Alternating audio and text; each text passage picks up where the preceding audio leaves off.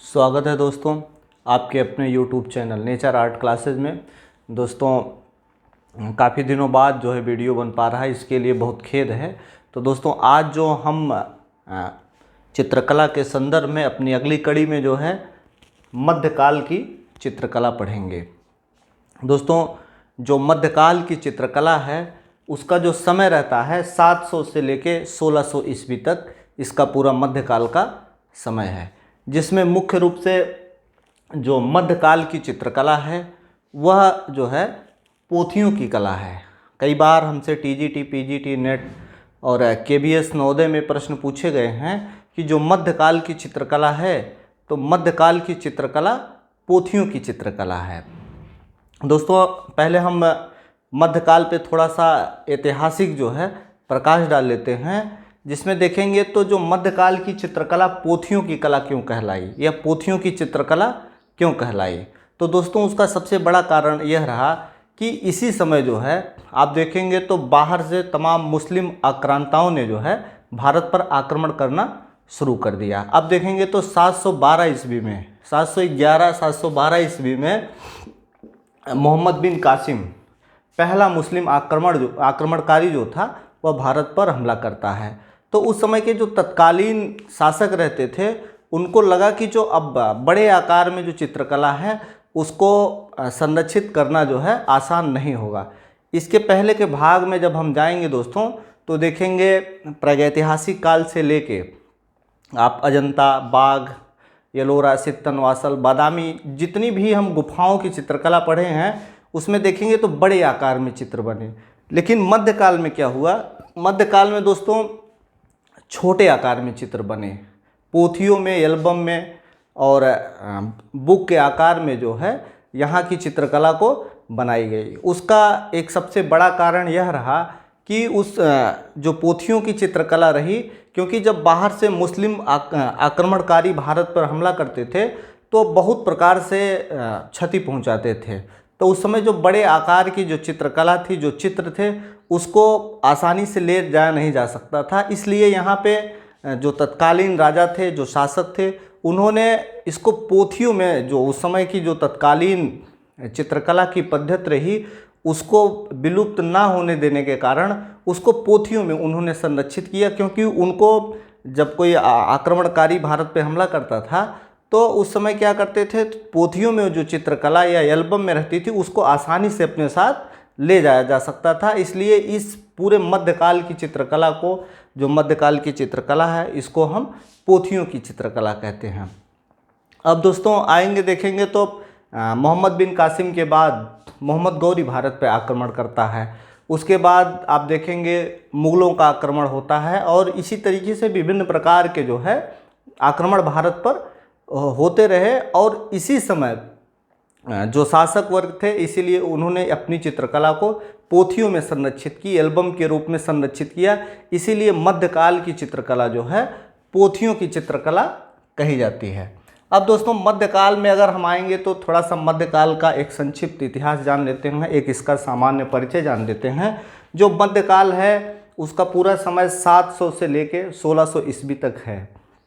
लेकिन उस मध्यकाल को दो भागों में बांट दिया गया, एक जो है पूर्व मध्यकाल और दूसरा हमारा उत्तर मध्यकाल। पूर्व मध्यकाल में जो है 700 से लेके 1000 ईस्वी तक इसका समय रहता है, और जो उत्तर मध्यकाल है वह 1000 से लेके 1600 ईस्वी तक। अब हम मध्यकाल में मुख्य रूप से जो सबसे पूरे ओवरऑल हम चित्रकला में देखेंगे तो बड़ा कठिन सा शैली लगती है, जो पाल शैली और मुख्य रूप से जैन, अपभ्रंश, गुजराती और पश्चिमी शैली। इसमें बड़ा कन्फ्यूजन है और इसी को हम लोग बहुत अच्छे तरीके से समझेंगे। जो मध्यकाल है इसको दो भागों में बांटा गया, पूर्व मध्यकाल और उत्तर मध्यकाल। अब इस मध्यकाल में मुख्य रूप से हम पाल शैली पढ़ेंगे। पहले जब मध्यकाल की शुरुआत करने से पहले हम पाल शैली पढ़ेंगे, और जो पाल शैली का मुख्य विषय रहा वह क्या रहा, बौद्ध धर्म से रहा। यानी कि जो पाल शासक रहे वह बौद्ध धर्म के अनुयायी रहे और बौद्ध धर्म से संबंधित ही चित्रों का निर्माण किया गया। उसके बाद इसी के क्रम में हम जैन शैली, गुजराती शैली, अपभ्रंश शैली और पश्चिमी भारतीय शैली। तीनों का नाम एक ही है, लेकिन अलग अलग विद्वान अलग अलग तरीके से शोध या रिसर्च किए, उसके आधार पर यह जो शैली रही जैन शैली, इसको अलग अलग इसका नामकरण कर दिया गया। इसको हम आगे भी विस्तार से जानेंगे, लेकिन इसके पहले सबसे पहले हम लोग पाल शैली पढ़ेंगे, उसके बाद जो है जैन शैली। जैन शैली का जो मुख्य विषय रहा, जैन शैली, अभ्रंश शैली, गुजराती शैली, पश्चिमी भारतीय शैली, इसका जो मुख्य विषय रहा वह जैन धर्म से। लेकिन जो मध्यकाल में एक मुख्य शैली रही पाल शैली, उसका जो है मुख्य विषय जो है बौद्ध धर्म से रहा। तो दोस्तों सबसे पहले अब हम जो है पाल शैली से इसकी शुरुआत करेंगे, उसके बाद जैन, अभ्रंश, गुजराती और पश्चिमी भारतीय शैली का अध्ययन इसके बाद जो है करेंगे। तो इसके क्रम में मित्रों सबसे पहले हम आएंगे तो पाल शैली। अब पाल शैली में सबसे पहले यहाँ के हम शासक पढ़ेंगे। जो पाल शैली का मुख्य समय रहा है 730 ईस्वी से लेके 1197 ईस्वी तक, यानी कि 8वीं शताब्दी से लेके 12वीं शताब्दी तक पाल शैली का समय माना जाता है। अब इसी के क्रम में हम सबसे पहले चलते हैं पाल शैली के शासक। पाल शैली में मुख्य रूप से 4 शासक जो कला के क्षेत्र में अपना अहम योगदान दिए, वो 4 शासकों में ये चारों शासक के नाम हैं, जिसमें पहला हमारा है गोपाल पाल। ठीक, गोपाल पाल मित्रों जो है पाल वंश जो था, पाल वंश की जो है स्थापना करते हैं, और इनको जो है संस्थापक के रूप में माना जाता है कि पाल शैली के संस्थापक कौन है, तो गोपाल पाल हैं। इनका समय बहुत ज़्यादा दिनों तक नहीं रहा, इसीलिए इन्होंने कला के क्षेत्र में बहुत ज़्यादा विस्तार नहीं कर पाए। इनको संस्थापक के तौर पे हम जानते हैं, संस्थापक। ठीक, अब कला के क्रम से हम चलेंगे तो धर्मपाल, उसके बाद देवपाल के बाद महिपाल। इन तीनों शासकों के बारे में हम बारी बारी से जो है पढ़ेंगे। तो दोस्तों पहले हम पढ़ेंगे धर्मपाल, राजा धर्मपाल के बारे में पढ़ेंगे। जो राजा धर्मपाल थे, यह जो है विद्यापरक तथा कला संरक्षक राजा थे। यह पुरपाल शैली में, अब यहीं से हमको जो है जो शासकों के समय में संरक्षित कला रही, सबसे पहले राजा धर्मपाल जो है पाल शैली को कला के क्षेत्र में आगे बढ़ाते हैं।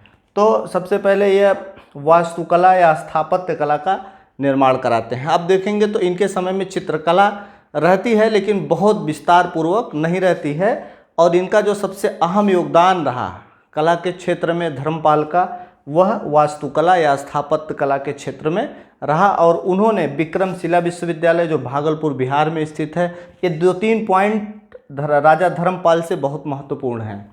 अगर प्रश्न पूछा भी जा रहा है तो राजा धर्मपाल से विक्रमशिला विश्वविद्यालय कहाँ है, तो वह जो है भागलपुर मित्रों बिहार में है। और जो इस विक्रमशिला विश्वविद्यालय के संस्थापक थे वह राजा धर्मपाल थे। दूसरा उनका कार्य था ओदांतपुरी बौद्ध विहार, यह भी भागलपुर बिहार में स्थित है। यह बहुत प्रसिद्ध जो है बौद्ध विहार है। तीसरा इनका जो सबसे महत्वपूर्ण और कार्य रहता है पहाड़पुर या सोमपुरी बौद्ध विहार। यह मित्रों बहुत बड़ा बौद्ध विहार है। जब बांग्लादेश और पश्चिम बंगाल अलग नहीं हुए थे तो उस समय पश्चिम बंगाल में था, लेकिन वर्तमान समय में यह नंदगांव बांग्लादेश में स्थित है। बहुत महत्वपूर्ण यह विहार है। पहाड़पुर या सोमपुरी, ये दोनों एक ही नाम है, दोनों को वहाँ के स्थानीय लोग अलग अलग नाम से जानते हैं, लेकिन सबसे ज़्यादा जो प्रचलित नाम है इसका सोमपुर बौद्ध विहार है। तो सोमपुर बौद्ध विहार जो वर्तमान समय में नंदगांव बांग्लादेश में है, इसकी खोज जो है 1879 ईस्वी में कानिंघम साहब ने किया था। और यह मित्रों जो सोमपुर बौद्ध विहार है, इसको हम सोमपुरी बौद्ध विहार भी कहते हैं। यह जो है यूनेस्को की विश्व विरासत सूची में भी शामिल किया गया है। तो दोस्तों रहा यह राजा धर्मपाल का जो मुख्य कार्य रहा वह वास्तुकला के क्षेत्र में रहा, यानी स्थापत्य कला के क्षेत्र में रहा, जिसमें विक्रमशिला विश्वविद्यालय, ओदांतपुरी बौद्ध विहार और उसके बाद पहाड़पुर या सोमपुरी जो है बौद्ध विहार का इन्होंने निर्माण कराया था। अब ये हमारे हो गए राजा धर्मपाल। अगले जो है शासक हमारे मित्रों जो हैं वह राजा देवपाल हैं। अब राजा देवपाल अब देखेंगे तो एक दूसरे के उत्तराधिकारी बनते सब चले गए। राजा गोपाल पाल संस्थापक थे, उसके बाद उनके उत्तराधिकारी धर्मपाल थे, धर्मपाल के उत्तराधिकारी देवपाल थे, देवपाल के जो उत्तराधिकारी थे वह महिपाल थे। अब महिपाल पे आते हैं, सॉरी दोस्तों, देवपाल पे हम आते हैं। तो देवपाल को काफ़ी लंबा समय मिला। पाल शासकों में देखेंगे तो सबसे जो लंबा समय रहा वह देवपाल का रहा, और देवपाल के समय में इन्होंने अपनी सीमा का भी बहुत ज़्यादा विस्तार किया था। और यह देवपाल वास्तुकला, चित्रकला व मूर्तिकला का महान आश्रयदाता शासक था। अब देखेंगे राजा धर्मपाल के समय में सिर्फ वास्तुकला पे सबसे ज़्यादा फोकस किया गया, वास्तुकला का निर्माण सबसे ज़्यादा धर्मपाल के समय में किया गया। लेकिन लंबा समय होने के नाते राजा जो देवपाल थे उनके समय में वास्तुकला का भी विकास हो रहा है, चित्रकला का भी विकास हो रहा है, मूर्तिकला का भी विकास हो रहा है। तो राजा देवपाल के समय में सबसे ज़्यादा विस्तार होता है कला के बारे में, और यहाँ वास्तुकला, चित्रकला और मूर्तिकला का जो है ज़्यादा विकास होता है। इसी के क्रम में मित्रों, जो देवपाल के शासनकाल में सारनाथ, बहुत मुख्य रूप से ये 2-3 चीज़ें हैं, सारनाथ, गया, नालंदा, कुर्कीहार, यह 3-4 स्थानों पे जो है मूर्ति बनाने का जो है कारखाना खोला गया था। यानी कि बहुत सुंदर ढंग से मूर्तियों की संरचना राजा देवपाल के समय में भी की गई। उसके साथ राजा देवपाल के समय में आप धीमान और वित्तपाल दोनों पिता पुत्र थे। उनके दरबार में जो है धीमान और वित्तपाल नामक 2 बहुत महान चित्रकार रहते थे। और प्रसिद्ध इतिहासकार लामा के अनुसार जो है धीमान और वित्तपाल पाल चित्रकला शैली के संस्थापक भी माने जाते हैं। किसके अनुसार? लामा तारानाथ के अनुसार। यह तो दोस्तों आप देखेंगे तो देवपाल के समय में चित्रकला, मूर्तिकला, वास्तुकला और इत्यादि कलाओं का भी विकास होता है, जिसमें मूर्ति बनाने का कारखाना जो है गया, नालंदा, कुर्कीहार, सारनाथ इन स्थानों पे खोला गया था।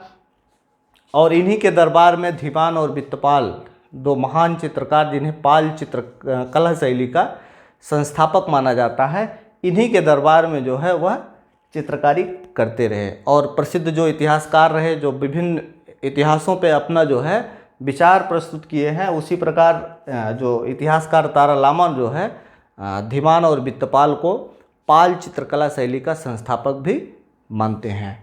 तो दोस्तों जो है ये हो गए राजा हमारे देवपाल। और इसके बाद जो हम अगले शासक पढ़ेंगे वह जो है महिपाल को पढ़ेंगे। महिपाल के बाद जो है हम जो पाल चित्रकला शैली की मुख्य विशेषता है उसको पढ़ेंगे। बहुत बहुत धन्यवाद।